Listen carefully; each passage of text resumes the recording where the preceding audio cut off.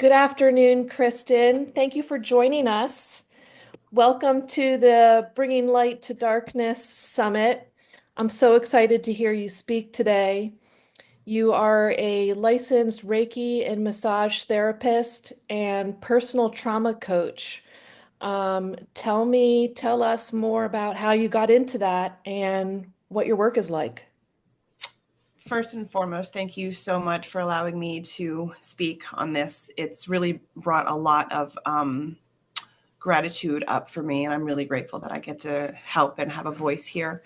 So my story started about 20 years ago when I found myself in severe chronic pain due to rheumatoid arthritis. I was 85 pounds heavier. I was in and out of wheelchairs and walkers and hospitals and on 15 prescriptions, and really just absolutely horrible. It was just constant. So after all that time, I decided that I was going to take my life back. 5 years ago, I woke up one morning and I looked over at my kids and I realized that I didn't have as much of a relationship with them as they deserved. I wasn't able to play with them. I wasn't able to run with them. And that day, after I had a very traumatic experience with my now ex-husband, I decided I was going to change my life. And that one little thought, that one little idea, as I'm standing in my kitchen, I said, I can't do this anymore, drastically changed my entire life. I found myself involved in yoga to open up my body and feel more aligned with myself. I found myself in past life regression therapy, which was the most incredible catalyst I have ever experienced, that jump-started me to an evolution of healing within a very, very, very short amount of time, within only 4 years. From the person I was 5 years ago to the person I am now. I look different. I talk different. I act different. I literally glow.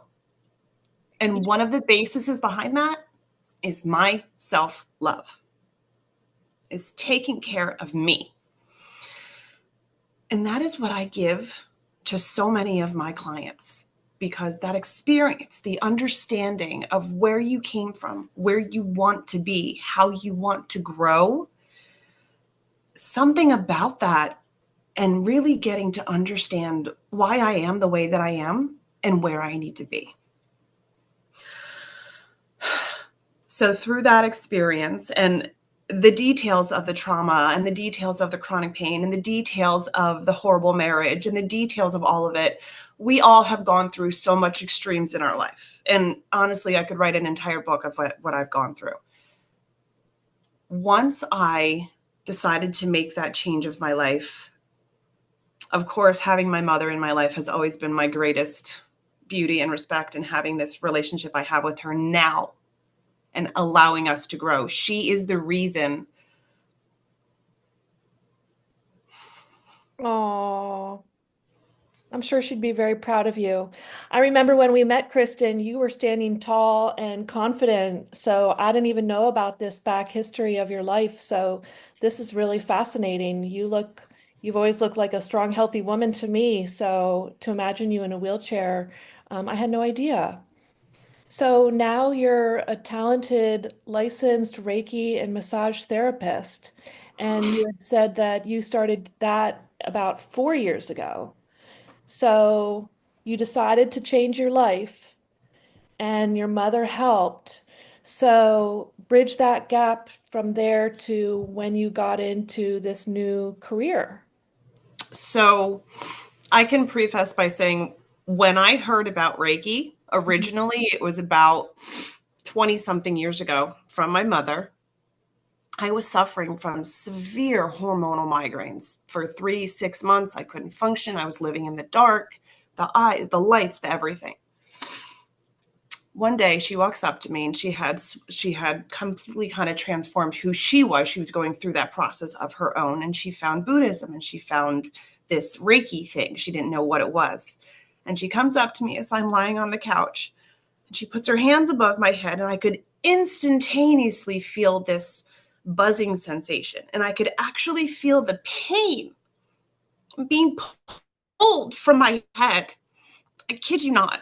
She did this 2 or 3 more times. I have never had migraines again after that. Gone completely. And the funniest part about that, after I recovered from that, I didn't even think about Reiki for 20 years. I had no idea. I wasn't interested. I didn't even know what it was, living my life, la da da.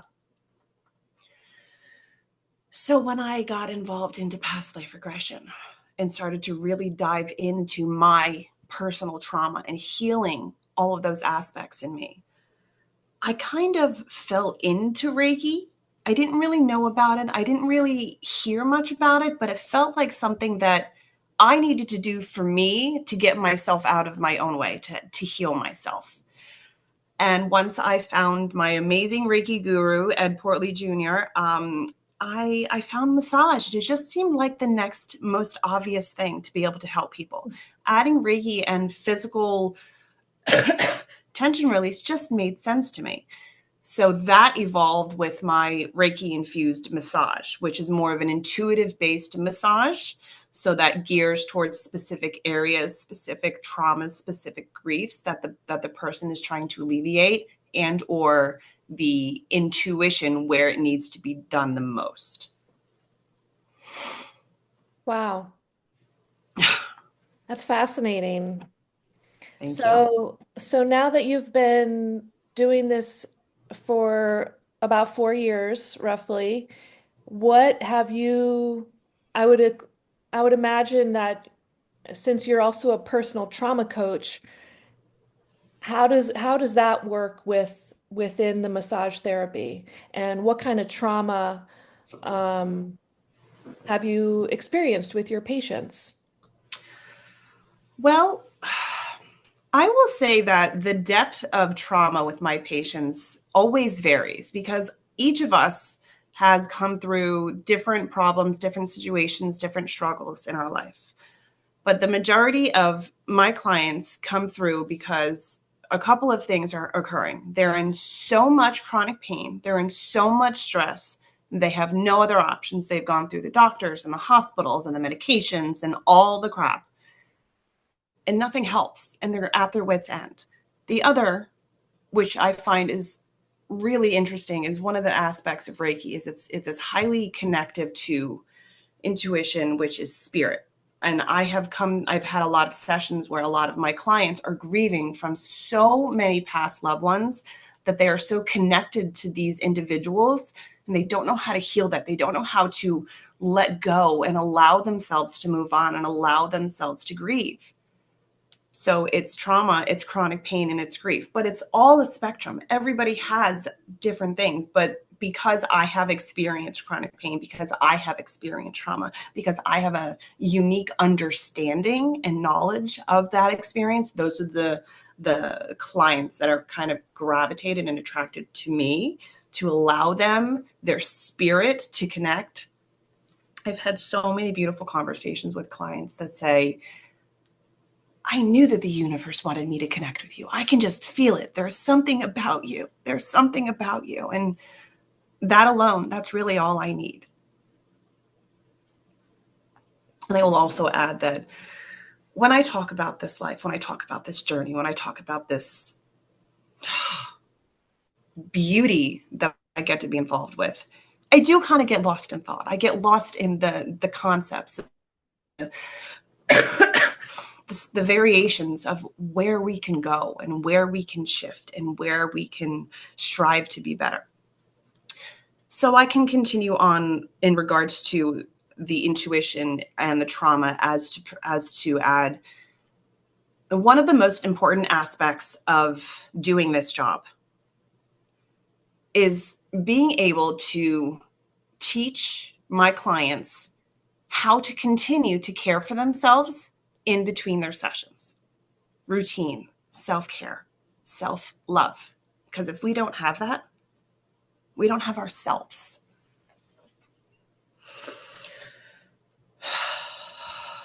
And Yeah, that's just, fantastic. Just to even think about when I go in for a massage, I'm prepared for a 60 or 90 minute, time on the table. But what we do in between those sessions that's just as important as the rest and relief part of how we take care of our bodies. So, that's really great that you can guide them in between their sessions. With your, I mean, as you said, there's a spectrum of clients that you see, from the ones that have had who are holding on to, I guess, the most trauma still. How often do you see them? Is it, I guess that varies just as much. It absolutely does. So, really, when it comes down to it, when a person is ready and prepared to let go, to heal, a lot of those clients tend to come to me because I have that type of energetic strength to allow that to occur. Excuse me. Gotcha.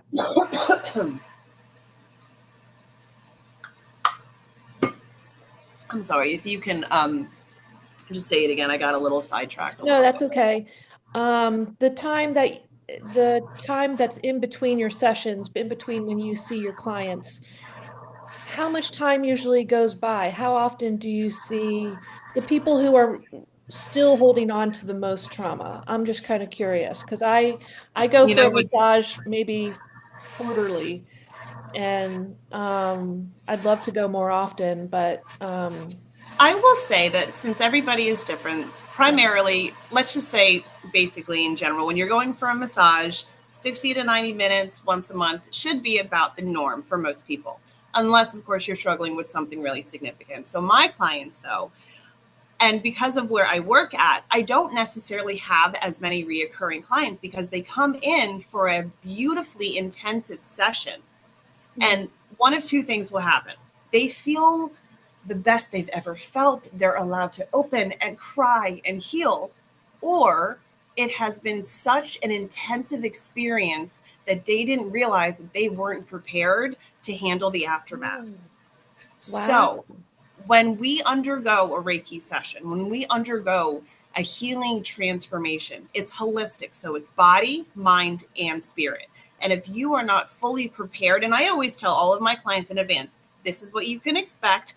This is what's going to happen for the next week to 2 weeks to 3 weeks. Hmm. If you're really entirely prepared to experience that type of healing, because it's, my boss calls it transformational, because it really does. She's like, okay, I am ready to shift my perspective and feel freer. But there's a lot of people out there who have this beautiful concept in their mind that I need to heal. But that healing takes time. We're all on a journey. These routines, the massages, it's all an experience of healing. But I can say that since most of my clients don't necessarily always recur as often as some others just because of the intensity of the healing, I give a lot of them the in between kind of a homework per se, starting very, very minimally. Where is it that you feel on your worst days that you need to be? Just getting out of bed can be hard enough for a lot of people. Just having a glass of water in the morning can be hard enough for a lot of people. So when you're doing this homework in between, you're struggling with chronic pain, you're struggling with stress, family, kids, so on and so forth, taking that time and that that homework for yourself is one of the most important things that you can do for yourself, not just in between massages, not just because of that. If we are concentrating on making sure that we feel good holistically, then it makes it easier for the rest of the world to be a little bit easier on us. And I love the homework aspect of it. I guess because I'm a silly woman and years ago, I was always excited about homework. My children don't for some reason, which is odd. But anyway, I I homework am, too. I think it's interesting that I have a very interesting perspective on self-care because I've taught myself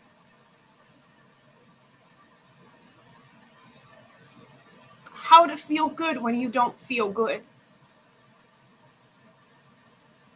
How many times have you woken up one morning and you're just like, no, no, this isn't my day. There's too much tears, there's too much sadness, there's too much heaviness. So I tell these incredible clients, there's just 3 things on that day, those 3 things that are the most important things that you can do for yourself, because you've already written them down. You already know what to expect. You know what you want. You know you need to feel better. You want to feel better. And just getting out of bed sometimes doesn't make you feel better. You just want to stay there. So those couple little things on the hardest days are the most important, because when you get to those days add up. You get to be proud of yourself for waking up that one morning, 3 mornings in a row, and doing those 3 things, those 4 things, those 2 things that made you feel like waking up was worth it. That in and of itself. So I can't really give a timeline because everybody is so different. Everybody heals at different journeys. I've been on this journey for 5 years and I feel like it's never going to end, but that's okay, because that's kind of life. We're always learning about ourselves and where we deserve to be. Wow. Well, this has been fascinating. I was really excited to have this conversation with you today, and it's been very eye-opening. And I will have to come in for an appointment. I would Because absolutely love that. I I love the did work want to that you say do. just one more quick thing, if that's okay. Yeah, I just absolutely. wanted to finish. Please. So, and I kind of have this written because when I started reading Yeah. this, I immediately started to cry. And I really believe that there are so many out there that really, really need to hear this. Every single day, we have the opportunity to show up for ourselves, even on the days when we don't feel like it, even when the world feels like it's out to get us. Taking care of ourselves is not selfish. It's an act of power. It's an act of resilience, of reclaiming everything that was ever taken from us. For those of us who have survived trauma, having a self-loving routine is so essential. It's our daily reminder of our strength, our commitment to ourselves, and the power that we hold to change our lives, to truly heal, to take back our control. It's how we step into our personal ownership of our lives, our bodies, and our futures. And I'll tell you, when you reach that point where you feel that strength inside of you, when you realize that you have overcome so much and you're stronger than you ever thought that you could ever be, you will know deep down in your soul that you can handle anything. That's empowerment. That is healing. And that is a gift that we give ourselves when we choose ourselves every day to love ourselves first. So I encourage you and I challenge you to commit to yourself, to love yourself harder than you've ever loved yourself before, to create those routines, to nourish your mind, body, and soul, because you're really worth it. We're all really worth it. And you're beautiful and you're powerful. And I really hope that this can resonate with as many, or even just one, because that's really all that we need. Thank you. That was beautiful. That was so beautiful, Kristen. And the self-care, is so important. And I'm so glad that you talked about that today. It's the reason why NicMarie exists. Breathe confidence is the tagline, because we have power within ourselves to heal ourselves internally. And when we focus on that, amazing things can happen. You see it, I see it within myself. And it's amazing. It's amazing when we take the time to do good for ourselves. Absolutely. Um, so thank you again. This has been an amazing presentation that you gave us. Thank you so much, Kristen. And I look forward to hearing from you more in future episodes. I Thanks so look much forward for to your it as well. time, and thank you for everything that you do. Thank you as well. Have a wonderful rest of your day.